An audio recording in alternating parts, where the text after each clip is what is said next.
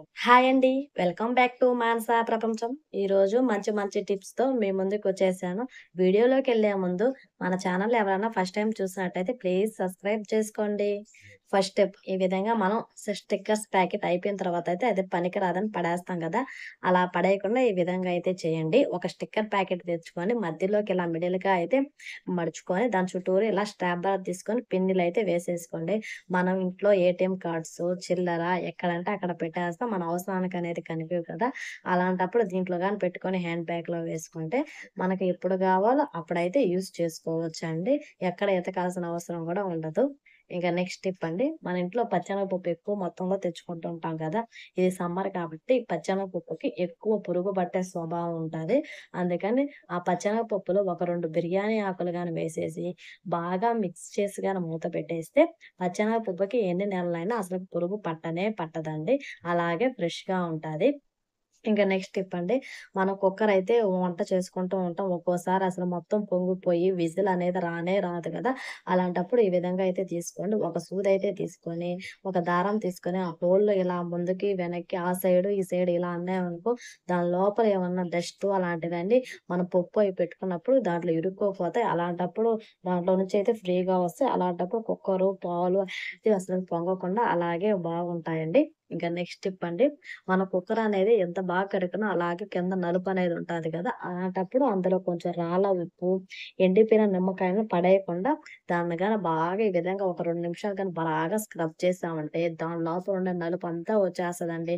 మన కుక్కర్ ఎంత బాగా కడిగినా లోపల అనేది అలాగే నలుపు ఉండిపోద్ది.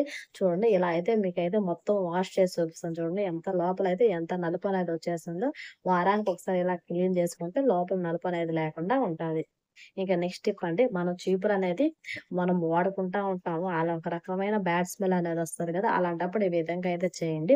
ఒక గిన్నెలో కొద్దిగా నీళ్ళైతే తీసుకొని అందులో కొంచెం సరుపుడైతే వేసి మనం వాడుకున్న చీపురుని అందులో అయితే ఒక 10 నిమిషాలు పెట్టేయండి. 10 నిమిషాలు తీసి చూడండి. దాని లోపలైతే ఎంత బయపొస్తుందో దాన్ని ఎండకి పెట్టుకుంటే దాని లోపల ఉన్న బాక్టీరియా అనేది పోతుంది. చూడండి ఎండిపోయిన తర్వాత అయితే దాని నుంచి మంచి స్మెల్ ఒస్తుంది. ఇక నెక్స్ట్ టిప్ అండి. ఇలాంటి పీలర్లు అలాంటివి మనం వాడుతూ ఉంటాం గదా! కొన్ని రోజుల తర్వాత వాటికైతే షార్ప్‌నెస్ అనేది తగ్గిపోతుంది. అలాంటప్పుడు ఒక రూపాయి కాయిన్ తీసుకొని ఇలా గాని ముందుకి, వెనక్కి గాని స్క్రబ్ చేసామంటే షార్ప్‌నెస్ అనేది అలాగే వస్తుంది. చూడండి ఇప్పుడైతే ఎంత షైనింగ్ ఉందో. ఇంక నెక్స్ట్ టిప్ అండి. ఒక వేస్ట్‌గా ఉండే ఒక వాటర్ బాటిల్ అయితే తీసుకొని దాని అడుగు భాగాన్ని ఈ విధంగా కట్ చేసి ఆ సైడు, ఈ సైడు రంధ్రాలు చాక్ వేడి చేసి రంధ్రం అయితే పెట్టేసి ఒక తాడు తీసుకొని దానికి హ్యాంగర్ లాగా చేసేసేయండి. మనం ఇనప బ్రష్, స్క్రబ్బర్‌లో కడిగిన తర్వాత ఎక్కడంటే అక్కడ పెట్టేస్తాం కదా! ఇలా ట్యాప్‌కయితే పెట్టేసామనుకో వాటిలో ఉండే చెమ్మ అనేది పోదండి. ఇంక నెక్స్ట్ టిప్ అండి. దువ్వెనలో మనం ఎప్పుడూ ఒకేలా కడుగుతుంటాం. దాని లోపల ఉండే డాండ్రఫ్ ఇప్పుడైతే అందరికి డాండ్రఫ్ ఎక్కువైపోతుంది కదా! అలాంటప్పుడు ఈ విధంగా అయితే చేయండి. ఒక బాండిల్‌లో కొద్దిగా నీళ్ళైతే తీసుకొని, అందులో కొంచెం చింతపండు గాని, నిమ్మకాయ కానీ తీసుకొని, ఒక స్పూన్ సోడా ఉప్పు అవైతే కొంచెం షాంపూ అయితే తీసుకొని, ఆ దువ్వెనలన్నీ అందులో వేసేసి ఒక 2 నిమిషాలు మరగనించిన తర్వాత, అవి కొంచెం గోరెచ్చంగా ఉన్నప్పుడు గాని దువ్వెనలు గాని కడిగితే డాండ్రఫ్ అలాంటప్పుడు ఉన్నప్పుడంతా పోతుందండి. వారానికి ఒకసారి ఇలా అయితే చేయండి. ఇంకా లాస్ట్ టిప్ అండి. వెల్లుల్లి ఒలవడం మనకి చాలా కష్టమండి. ఈ విధంగా 1, 2 అయితే పర్వాలేదు గానీ, ఎక్కువ కేజీలు మొత్తం ఒలవాలన్నప్పుడు మన చేతులు నొప్పనేది పట్టుపోతుంది గదా! అలాంటప్పుడు ఇలాంటివి ఒకటి టీ వడగట్టుకునేది ఉంటే చాలు. వెల్లుల్లి చాలా ఈజీగా ఒలిసేయొచ్చండి. చూడండి ఎంత బాగా అయితే తప్పకనొస్తుందో.